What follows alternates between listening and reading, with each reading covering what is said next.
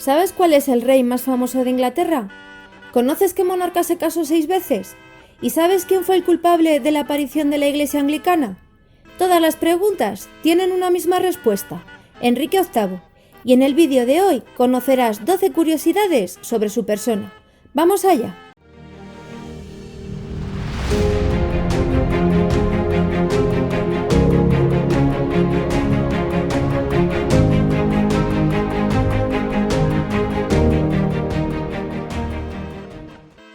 Durante toda su juventud, Enrique VIII estuvo de buen ver. Con 1,83 m de estatura y casi 90 kilos de peso, en el momento de convertirse en rey, con 18 años, estaba en plena forma. Le gustaba la cacería, la cetrería, montar a caballo, el tenis y la esgrima, actividades que le mantenían atlético. Pero pasaron los años. En 1536 sufrió un accidente y se fastidió todo. Se le reabrió una antigua herida de cacería, lo que le incapacitó para hacer ejercicio físico, y encima empezó a comer con poca mesura hasta llegar a la glotonería. Los kilos se fueron acumulando en su cuerpo, hasta el punto de sufrir obesidad mórbida, diabetes y gota. Su envergadura llegó a ser monumental, literalmente parecía un pez globo. Tuvo que usar un bastón para caminar, y cuando el bastón dejó de servir, lo movieron en una silla con ruedas. Lo de que no cabía por las puertas y que le tenían que sacar de palacio por una ventana con un sistema de poleas también se cuenta. El pobre caballo que soportó su peso se ganó el cielo. En el ropero real de nuestro protagonista se guardaban ricos y variados trajes. Además, eran variopintos y le gustaba vestirse en ocasiones al estilo de otros países. La compra de zapatos hechos a medida le fascinaba. Tenía más de los que necesitaba. Sus prendas se perfumaban con distintas esencias y se adornaba con grandes joyas, algunas diseñadas por él mismo. El dinero nunca le supuso un problema, ni cuando compraba para él, ni cuando hacía regalos. Enrique VIII recibió una educación muy completa, hasta el punto de que Sagudino, el embajador de Venecia, escribió: habla francés, inglés y latín, y un poco de italiano.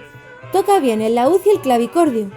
Canta leyendo de libro, tensa el arco con más fuerza que cualquier hombre de Inglaterra, y justa de maravilla. Todo un portento de rey, que en su afán de promover y apoyar la música, llegó a tener en palacio hasta 54 músicos contratados. Su pasión por este arte fue auténtica, y llegó a componer e interpretar algunas piezas. Hasta tuvo un gran éxito musical. Compuso una letra con melodía pegadiza, que rápidamente se hizo famosa en Palacio y en Londres.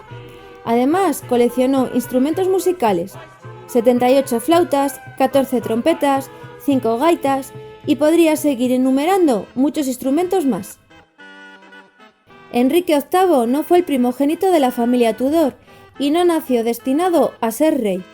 Antes estaba su hermano Arturo, a quien se le casó con una hija de los reyes católicos, con Catalina de Aragón. Pero Arturo murió y Enrique se convirtió en el heredero al trono. También heredó a la mujer de su hermano. Su padre, Enrique VII, temeroso de perder la alianza con España y la dote dada por los reyes católicos, se apresuró a organizar una nueva boda entre su nuera viuda y su hijo Enrique. Así creyó que todo iría bien y que el reino inglés sería sólido. ¿Cuánto se equivocó?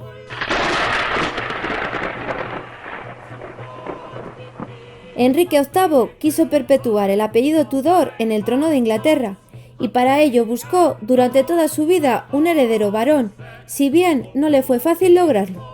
Llegó a casarse hasta 6 veces y cada una de sus esposas corrió una suerte diferente, y ya te voy diciendo que la de varias fue cruenta. Su primera esposa, como vimos antes, fue Catalina de Aragón, quien se quedó embarazada 6 veces, aunque solo sobrevivió una hija.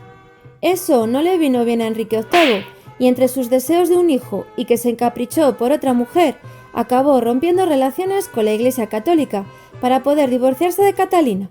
Finalmente lo logró, y además se creó la Iglesia Anglicana. Una vez libre, su segunda mujer fue Ana Bolena, con quien solo estuvo 3 años. De esa relación nació una hija, y el deseado varón nunca llegó. El rey volvió a contrariarse y decidió quitarse de encima a Ana Bolena. El medio, acusarla falsamente de adulterio, herejía, brujería y otras lindeces varias. El resultado, Ana Bolena acabó juzgada, declarada culpable y decapitada. Claro que mientras eso ocurría, el monarca ya había buscado sustituta. La tercera mujer fue Jane Seymour, y ella sí que tuvo un hijo. Lástima que Jane muriese 12 días después del parto. A la cuarta mujer se la buscaron en Alemania. A Enrique VIII le enseñaron un cuadro suyo y rápidamente insistió en que la llevasen a Inglaterra, pero cuando llegó no le gustó y ese matrimonio solo duró 7 meses. Eso sí, tuvo suerte. Siguió viva y el rey no solo la hizo muy rica, sino que ordenó que se la tratase como la hermana del rey. A la quinta mujer, Catalina Howard, la decapitó tras 2 años de matrimonio. Esta vez las acusaciones de adulterio sí fueron ciertas y ningún hijo nació de la pareja. Y por último, la sexta, Catalina Parr, llegó en los últimos años del rey y fue la que quedó viva y viuda. Una gran suerte, viendo el destino de todas sus antecesoras. Tampoco tuvo hijos. El resultado de los 6 matrimonios, 2 hijas y un hijo. Los 3 reinaron y el apellido Tudor no se perpetuó. Enrique VIII no logró su objetivo.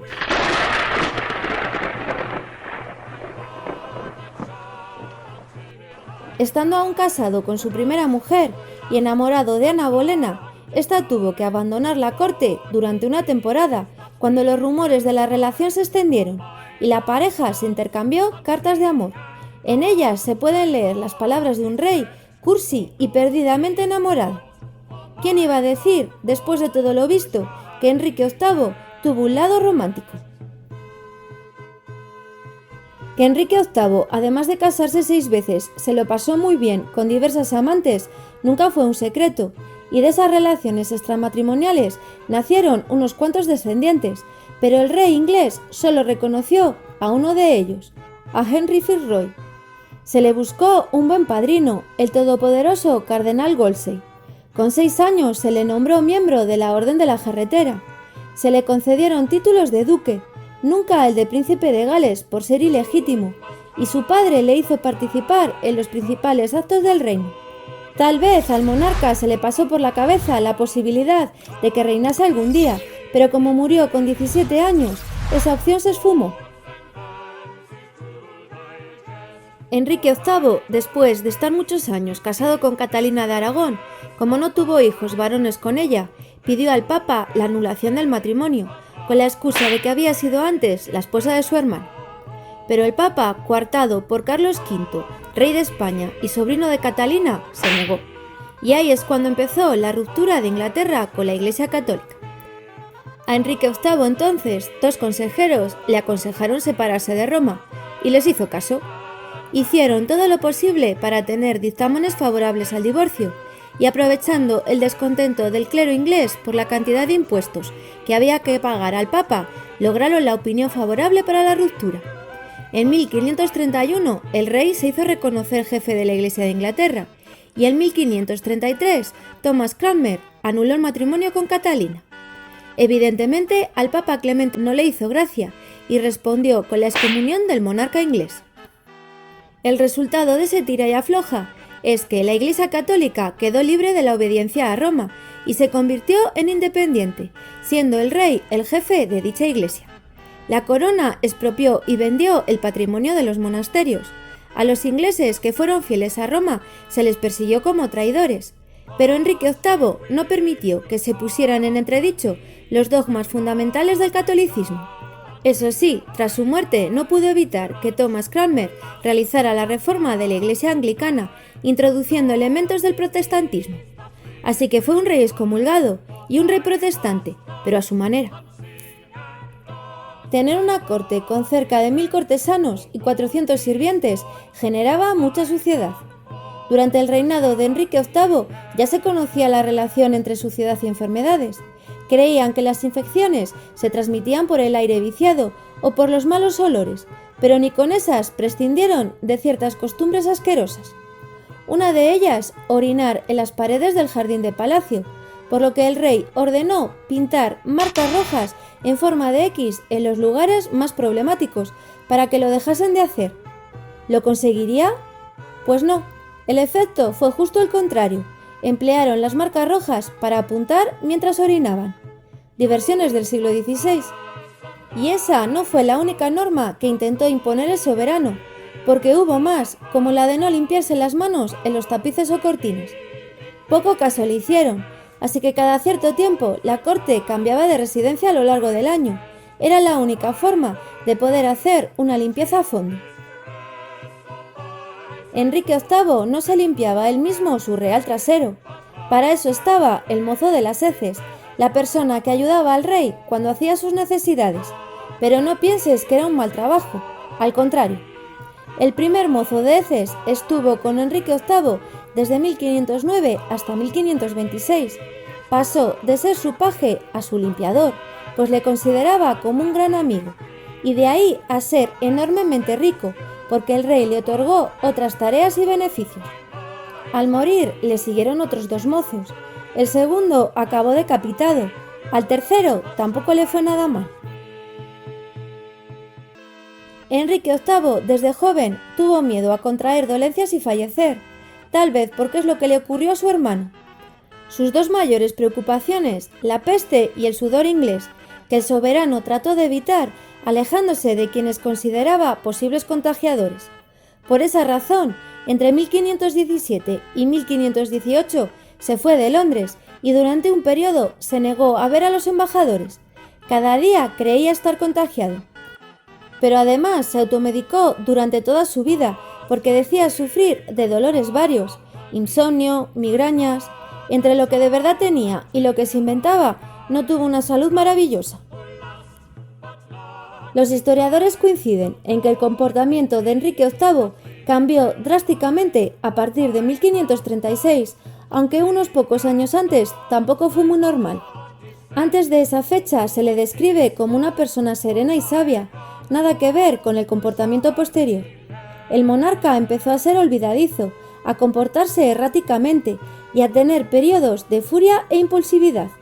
¿Pero por qué? Una posible respuesta: los golpes que recibió en la cabeza a lo largo de su vida. En 1524, en un torneo de justas, una lanza entró por el visor de su casco y el golpe le dejó aturdido. En 1525, intentando saltar con una pértiga de un lado a otro de un arroyo, se precipitó de cabeza al fondo. Y en 1536, un caballo se cayó sobre él y le dejó inconsciente un par de horas. Tal vez esos traumatismos explicarían ciertas conductas como la que ocurrió con su quinta esposa. Ordenó que la apresasen y que la encerrasen en la Torre de Londres, pero parece que se le olvidó, porque al día siguiente se puso a decirle a su mujer que jamás iría a prisión. Entonces aparecieron los soldados y el soberano comenzó a vocearlos. No recordaba su orden. La quinta mujer acabó en prisión y decapitada. ¿Recordaría Enrique VIII que en 1531 permitió que se promulgara una ley que castigaba al reo hirviéndolo hasta la muerte? A saber.